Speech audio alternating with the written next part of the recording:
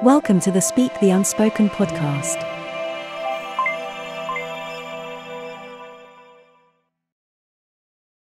Hai, halo. Waktunya kamu simak podcast Speak the Unspoken yang dipersembahkan oleh Rootgers Indonesia melalui program Generation Gender.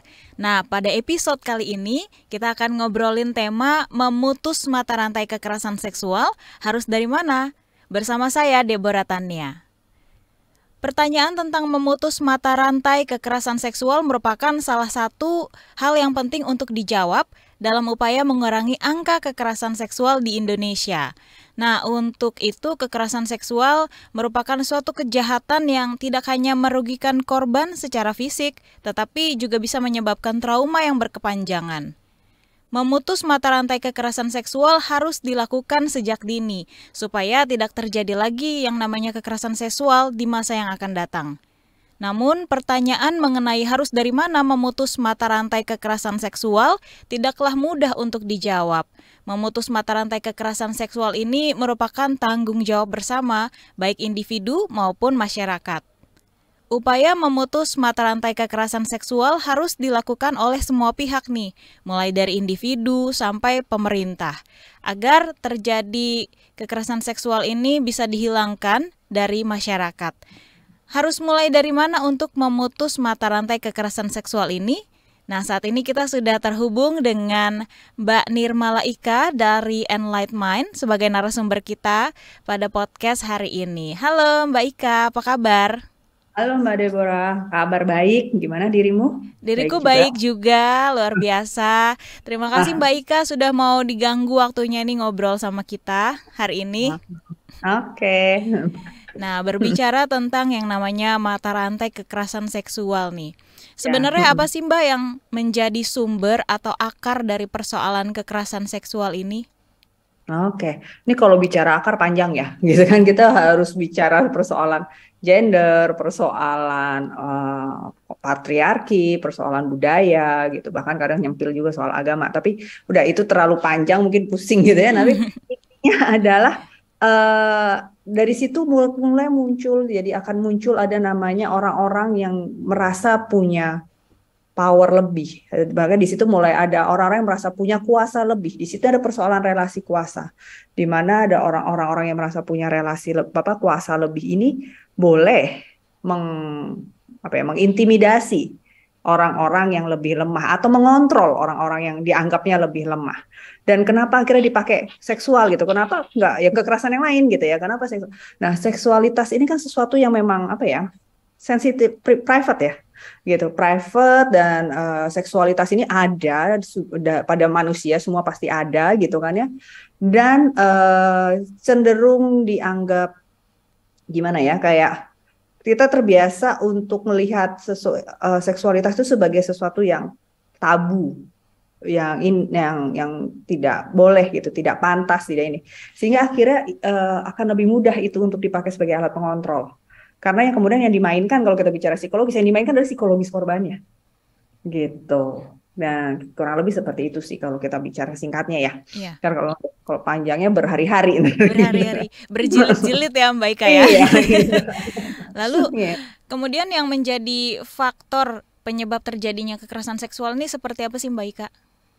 Nah, itu tadi kalau bicara ini ada secara tidak sadar kan tadi kalau kita bicara backgroundnya gitu ya, secara tidak sadar ada kayak pembenaran gitu. Contoh gitu ya, kayak yang paling sering gitu ya, cowok kan wajar punya hasrat seksual lebih tinggi, perempuan tidak boleh. Banyak cara gitu, bahkan kita tidak hanya di budaya kita, di budaya lain banyak cara yang dilakukan untuk meredam hasrat perempuan, seolah-olah perempuan itu tidak boleh gitu. That's why ketika akhirnya tadi laki-laki merasa lebih punya power gitu ya, dan dia pakainya ya kekerasan seksual gitu kan, perempuan nggak berdaya, dan ketika diserang secara seksualitasnya ya perempuan makin ngerasa makin nggak berdaya karena kamu nggak punya itu, kamu nggak boleh punya itu, kayak gitu. Lebih utamanya lebih ke situ gitu kan, salah ininya. Terus kadang juga kita bicara memang kekerasan seksual tidak hanya terjadi pada laki-laki, tidak hanya pada perempuan, sebenarnya pada laki-laki juga ada. Tapi balik lagi karena sudah tadi ada pengotakan. Perempuan tuh cenderung lebih lemah lah ya posisinya. Jadi kalau kita perhatikan ketika laki-laki yang diserang itu juga sebenarnya dalam posisi laki-laki yang dianggap lebih lemah, dikotak-kotakan. Kalau kita bicara contoh nih yang paling ini gitu ya, misalnya kalau kita bicara kalau perempuan tomboy dianggapnya lebih keren, tapi laki-laki yang kemayu dianggapnya lebih nggak keren, gitu kan? Karena kenapa? Karena laki-laki turun ke kotak perempuan, Istilahnya dianggapnya turun derajat ya gitu kan, ya. gitu kan? Kamu kan nggak boleh dong, kamu kan kita laki-laki di atas, gitu kan? Makanya akhirnya kadang apalagi mereka ini jadi akan lebih rentan juga diserang secara seksual, gitu kan? Sedangkan kayak gitulah kurang lebihnya, gitu. Iya, baru-baru ini juga kan terjadi kekerasan seksual terhadap salah satu musisi di Indonesia ya, Mbak. Iya, Musisi muda kita ya. betul. Dan itu laki-laki. Dan saya melihat juga banyak komentar di media sosial tuh, laki-laki gitu ya. Istilahnya Iya, laki-laki tuh nggak pantas dapat pelecehan seksual, seksual, kekerasan iya benar. seksual. Padahal terjadi juga, bukan hanya Iya, kepada juga. perempuan, tapi laki-laki. Betul. Dan yang kadang bukan sulitnya adalah ketika terjadi pada laki-laki lebih tidak terlaporkan. Ya kalau kita bicara kekerasan gitu, apalagi kekerasan seksual ini kan kalau kita bicara seperti fenomena gunung es ya, yang dilaporkan tuh cuma sedikit gitu, yang nggak terlaporkan pasti jauh lebih banyak. Jauh lebih banyak. Demikian juga sebenarnya pada laki-laki. Waktu itu aku menemukan sebuah research, emang dilakukan tidak di Indonesia ya, di luar. Tapi mereka menemukan, walaupun ini ada dugaan besarnya adalah kekerasan seksual terhadap laki-laki sebenarnya sama besarnya. Cuma memang sangat tidak terlaporkan gitu loh.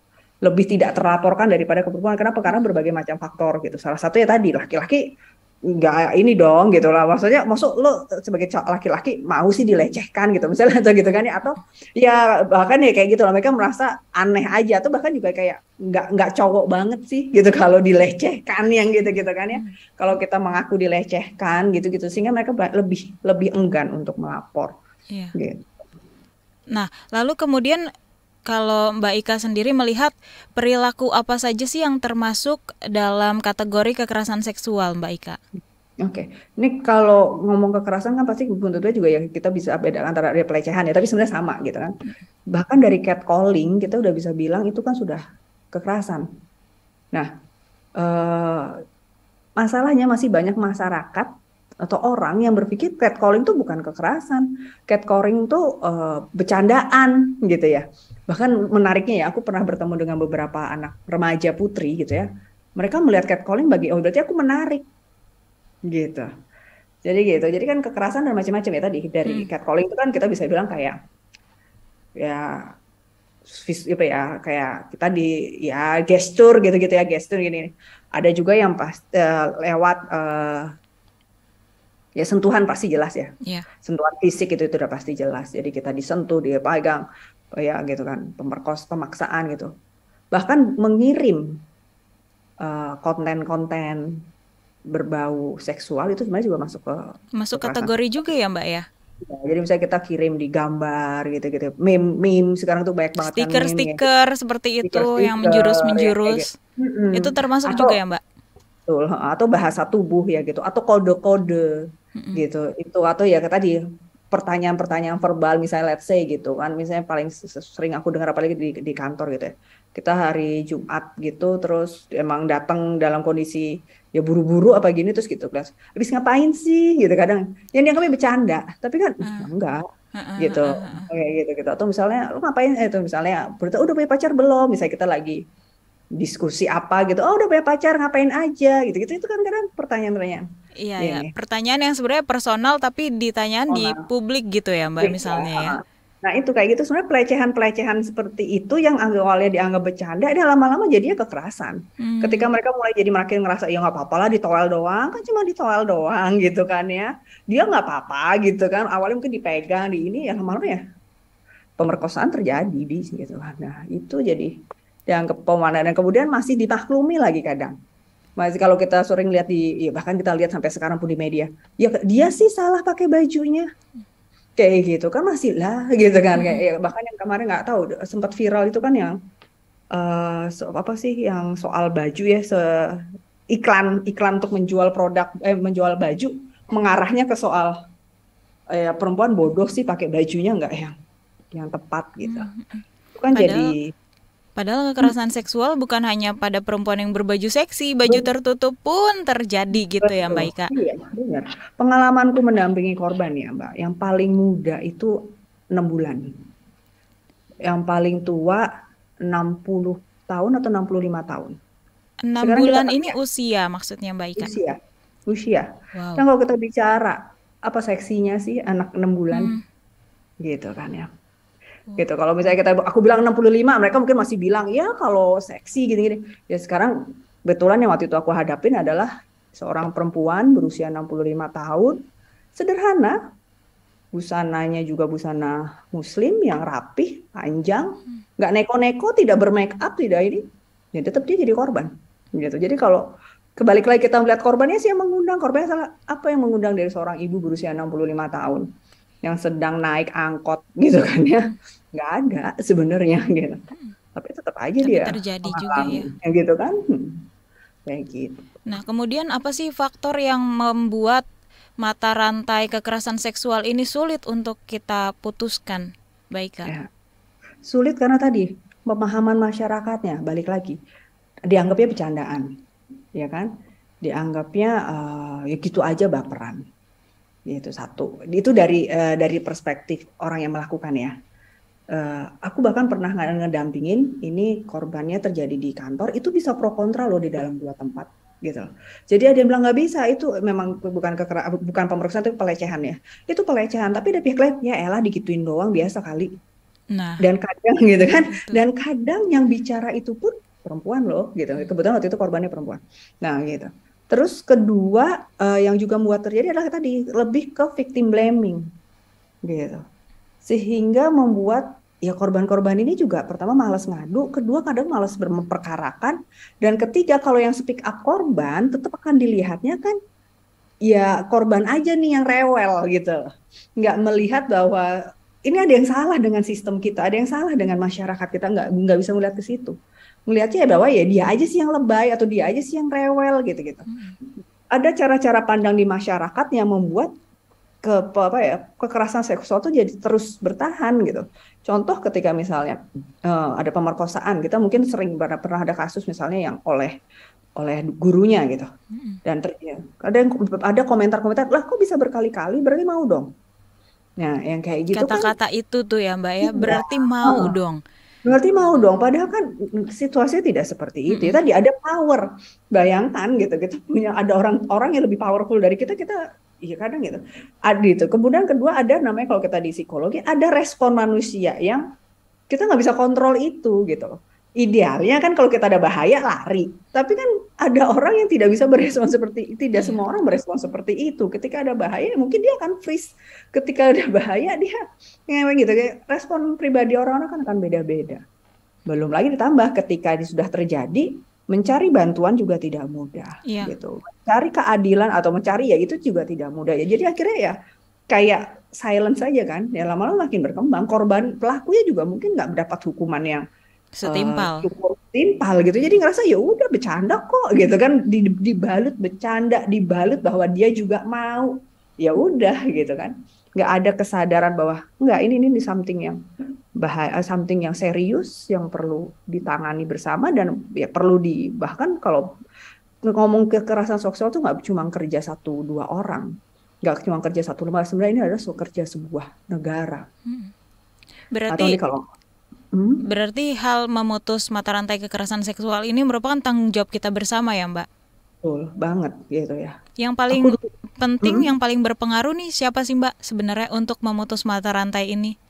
Siapa paling mau yang paling bisa berperan untuk memutusnya gitu? sebenarnya kalau paling berperan sebenarnya mulai dari diri kita dulu. Sebelum kita jauh-jauh, mulai dari kita dulu. Mulai dari kita dan kemudian kita ajak orang-orang terdekat kita. Sebenarnya kalau paling pentingnya ya negara. Kalau buntutnya gitu ya, karena yang akan memayungi semua adalah negara gitu kan. Tapi kita bisa mulai dari kecil-kecil. Karena negara pun punya aturan, punya undang-undangnya yang baik. Ketika masyarakatnya tidak menjalankan, dalam arti masyarakat beserta aparat-aparatnya ya, tidak menjalankan, ya percuma. Gitu. Ini kan payungnya gitu loh. Tapi ya makanya kita harus mulai dari sekarang. Jadi aku mau cerita dikit. Aku pernah waktu itu study visit ke Filipina. Nah, ini kekerasan seksual di sana cukup banyak kan ya. Jadi mereka akhirnya bikin di RT-RT. Jadi di RT, bahkan di level RT mereka harus punya kayak sistemnya, kalau sampai terjadi kekerasan seksual di tempat mereka apa yang harus terjadi. Jadi bukannya tutup mata, mereka malah harus bekerja sama. Kebetulan pas aku lagi sana ada kejadian gitu. Jadi kakek melakukan pencabulan terhadap cucunya, kakeknya sendiri loh, Wow. gitu kan. Dan itu semua langsung bergerak di situ karena sudah tahu. Jadi bahkan kalau di Indonesia pasti kita udah nggak berani, ya itu kakeknya gitu kan ya. Iya. Ini nggak, langsung dipisahkan. Jadi si kakek itu langsung diamankan, cucu-cucunya langsung diamankan, mereka bekerja gitu. Nah ini kan ya harus, maksudnya kita harus bergerak di semua level gitu loh. Nggak bisa cuma berharap pemerintahnya aja, nggak bisa berharap masyarakatnya aja, nggak bisa berharap LSM-nya semua. Nah kalau ditanya mulai dari mana? Mulai dari kita. Kalau paling gampang mulai dari kita apa? Pertama, jangan anggap bercandaan seksual itu lucu. Mulai aja dari situ. Apalagi kalau kita bicara anak muda, mulai deh dari situ. Jangan kirim-kirim meme yang kayaknya kamu bilang lucu tapi seksis. Gitu kan. Jangan mulai melihat orang tuh dari fisiknya, gitu kan. Lihatlah, mulai belajar untuk menghargai teman kamu, orang sekitar kamu ya sebagai manusia. Gitu kan. Dari situ kita bisa mulai gitu. Pelan-pelan kita jadi ya tadi, pelan-pelan nanti kalau kita makin ini kita gerakkan orang-orang sekitar kita, komunitas sekitar kita. Tapi mulai dari di kita, jangan kita teriak-teriak, tapi sebenarnya ternyata diam-diam kita juga sebenarnya kalau ada ternyata kita juga ketika ada kesempatan kita ngelakuin juga. Ini karena yang banyak dilematisnya gitu kan, banyak lah gitu. Intinya memang gitu, mulai dari kita pelan-pelan bergerak. Tambah atas juga bergeraknya ketemu kan gitu kan ya. Negara bergerak, masyarakat bergerak ketemu kan gitu, Ketemu enggak di yang tengah, iya. gitu. Itu kalau ngomong ideal ya gitu. Iya. Tapi saat ini Gitu. hitungannya belum ideal-ideal banget gitu ya Mbak Ika Ya. ya. Cuma ya itu tadi, kalau ini kan kita bicara buat anak muda, ya mulai dari diri kita deh. Gitu. Sebenarnya Karena ada batasan nggak sih Mbak Ika untuk hal-hal yang berbau seksisme itu, seperti apa sih batasannya? ya, ini pelecehan apa enggak gitu ya. Concern. Paling penting ada di concernnya dari orang yang kita ini. Banyak kan kita boleh, waktu itu juga banyak. Jadi kita nggak boleh bercanda dong, boleh. Tapi kamu harus tahu yang diajak bercanda siapa. Kalau memang ini sahabat dekat kita udah sering bercandanya kayak begitu. Oke, dia tahu, dia concern bahwa apa yang kita lakukan berdua, omongan-omongan ini atau misalnya bercanda-bercanda toel-toelan ini gitu ya, dalam konteks bercanda gitu. Tapi tetap harus ada concern. By the time misalnya even pun dia sahabat kita dan kita udah biasa gitu tepuk peluk gitu ya, dan pas sahabat kita udah bilang gue mulai gak nyaman nih, ya kita harus menghargai itu. Jangan bilang lu dari kecil juga kita udah sering begini, ya nggak bisa gitu. Yang dulu waktu kecil yang kita anak kecil mungkin, sekarang kita sudah tumbuh jadi 2 orang remaja atau 2 orang dewasa, udah nggak nyaman lagi sebenarnya kalau kita ketemu khusus kamu main peluk, main apa yang kayak gitu. Concern itu penting dalam ini. Jadi bedanya antara kita disuka sama suka atau ini adalah di concernnya. Gitu. Ada concern dari kedua belah pihak bahwa oke, ini memang bisa terjadi, bisa dilakukan. Gitu. Oke, kalau menurut pandangan Mbak Ika nih, si rantai kekerasan seksual ini bisa nggak sih diputus, dan jika pun bisa, kita harus mulainya dari mana nih Mbak? Hal apa yang bisa kita lakukan? Kalau ditanya sih bisa ya. Jadi contohnya kayak tadi aku bilang gitu kan, ada upaya di negara, ada satu negara yang pernah bisa melakukan ini gitu. Upaya yang harus dilakukan tadi, kita harus ini di Indonesia tuh sebenarnya support sistemnya udah banyak ya gitu kalau aku lihat ya.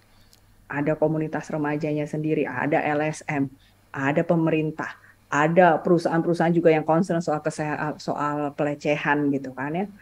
Bekerja samalah. Idealnya mulai bekerja samalah. Kayak di sekarang yang Mbak Deborah lakukan, bikin campaign. Ya kayak ini kan kita berusaha edukasi publik, berusaha campaign. Ya bekerja samalah gitu. Supaya bersinergi semua paham. Kalau perlu bikin kampanye massal, kampanye yang publik, yang besar. Kayak misalnya kayak waktu itu setauku kayak KDRT kan sudah mulai ya, kekerasan dalam rumah tangga tuh ada di kereta gini. Dan memang harus campaign seperti itu, harus campaign yang masif ya, which is kan itu nggak bisa dikerjakan hanya oleh satu kelompok orang. Betul. Ya kan, nggak ada, dananya juga pasti besar. Bahkan kalau kita lihat di negara lain, mereka campaign bahkan dengan pop culture, dengan film-film mereka, dengan musik-musik mereka, itu dilakukan. Kita mau nggak masuk ke situ, mau nggak ini orang-orang yang peduli atau gini yang semua cukup kalau aku lihat sebenarnya cukup besar yang peduli, yuk bersinergi bersama-sama untuk tujuannya adalah supaya memutus rantai kekerasan, bukan bersinergi, bukannya malah masing-masing ingin menonjolkan diri sendiri. Kalau ingin menonjolkan diri sendiri udah pasti nggak bisa kompak gitu kan, karena maunya programku yang bagus, padahal ini butuh kerja semua, kerja bareng-bareng, kerja besar kok ini, bukan kerja kecil gitu. Betul. Gitu. Nah, kalau dari yang namanya kekerasan seksual pasti kan ada pelaku, ada juga korban ya, Mbak Ika tentunya. Kalau dari aspek psikologis nih, kita tahu kan Mbak Ika ini juga sebagai psikolog ya. Biasanya apa sih yang menyebabkan si korban ini enggan melaporkan kejadian kekerasan seksual yang dia alamin? Ya pertama kadang ya tadi stigma dari masyarakat, ya kan? Apalagi kalau perempuan ya, gitu. Ya sama sih laki juga tadi, kalau laki ada, kalau perempuan ya gitu kan. Kamu ngapain di situ? Pokoknya kayak disalahkan dulu gitu. Itu kadang bikin enggan. Kedua, seksualitas itu sering dianggap aib. Jadi tidak bisa membedakan antara gitu ya, bahwa kita yang secara aib gitu kan, secara sadar melakukan aktivitas seksual yang itu, atau sebenarnya kita kan pemerkosaan misalnya gitu, kita kan tidak ingin melakukan, tapi tetap konteksnya adalah aib. Ya kalau kamu perhatikan di Indonesia seringkali kan ketika ada kasus pemerkosaan yang disembunyikan korbannya, yang disuruh pindah ke kota lain misalnya korbannya, misalnya sampai terjadi kehamilan atau itu yang tidak dilihat, jadi tetap dilihatnya sebagai ini gitu. Terus kemudian kedua ya tadi support system juga belum ada. Super kadang ketika dalam proses pemeriksaan itu malah kita kan digali terus, yang kadang bikin trauma terulang kan, kayak kita harus hadir lagi di scene itu bolak-balik gitu kan, kadang bolak-balik gitu, belum lagi ketika viral ditanya wartawan bolak-balik gitu, sehingga belum ada sistem yang diusahakan. Tapi aku lihat kayaknya belum terlalu jalan, bahwa kalau bisa tuh kita lapor sekali ya udah gitu kan, karena balik lagi ke scene itu kan nggak nyaman. Iya, kayak merewind lagi kejadian betul. yang tidak menyenangkan. Benar. Itu betul, dan ya itu tadi, support masyarakat juga kadang belum gitu. Ketika kita melapor, ya nggak usah ngomong di pihak penegak hukum ya, bahkan dari masyarakatnya langsung dianya aja kali gitu ya, gitu kan, kayak gitu. Dianya mungkin juga emang kecentilan apa ya susah kan, gimana kalau kita udah frame-nya tidak percaya dulu gitu, dia yang salah. Yang kayak belum lama ini kan juga ada yang itu ya, ada yang naik tuh yang mahasiswa yang melaporkan. Iya. Itu kan yang kalau nggak salah yang kena juga akhirnya yang mahasiswa itu ya. Dianya juga. Ya yang gitu. Bahkan ada hukum adat yang begitu, yang mengatakan kalau perempuan melapor berarti dia berzina. Karena berarti kan dia mengaku ya ada terjadi persetubuhan, padahal kan pemerkosaan. Tapi kalau yang laki ya kalau ditanya dia bilang enggak, dia berani bersumpah atas nama Tuhan enggak, ya berarti enggak. Yang dihukum yang perempuan karena dia mengakui. Waduh. Gitu kan jadi ribet ya gitu. Jadi yang kayak gitu. Jadi ada lah kayak gitu yang memang masih belum berpihak, karena masih selalu berpikir perempuan ini menggoda. Tadi kalau kita bicara gender, tadi perempuan itu posisinya dia menggoda. Padahal ya ini kan tanggung jawab bersama ya, gitu kan, ya gitu. Kalaupun misalnya gitu memang digoda, kan kita juga kita punya hak untuk tidak menerima godaan itu. Sebenarnya itu yang kadang kita bertanya-tanya, kenapa laki-laki yang dianggap sebagai makhluk logis ini menjadi tidak logis gitu kan, gitu kan, yang kayak gitu. Kalau kita mau coba balikan ke pendidikan mereka sekolah, kita kan laki-laki logis, perempuan emosional gitu, oke. Nah, tapi ya itu cuma cuk-cuk ini sih, memang maksudku ya lebih kayak gitulah. Intinya ya posisi perempuan yang cenderung disalahkan. Makanya akhirnya enggak lapor gitu kan, enggak lapor gitu. Dan tadi aib tadi, kadang akhirnya dan aib ini kan tidak hanya mengenai pelaku ya, korban ya, tapi juga keluarga. Jadi akhirnya memilih enggak. Berarti memang penting sekali ya Mbak untuk edukasi kekerasan seksual ini, batasan-batasannya seperti apa, supaya masyarakat juga ketika ada korban kekerasan seksual tidak langsung menjudge si korbannya yang salah terus gitu ya.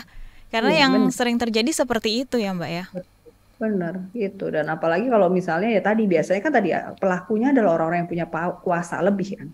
Ya udah kita kan cenderung merasa kalah power ya, maksudnya ya pasti inilah biasanya kan yang akhirnya bisa menang kemudian kalau kita ya viralkan atau apa terus dibantu lah ya, atau dia punya banyak support lah gitu, walaupun nggak viral tapi dia punya banyak support gitu loh, dia tahu bagaimana mencari supportnya gitu. Tapi kalau sendiri tuh ya kadang cenderung sulit gitu ya, karena tadi ya orangnya memang yang pelakunya punya power gitu, punya power lebih gitu.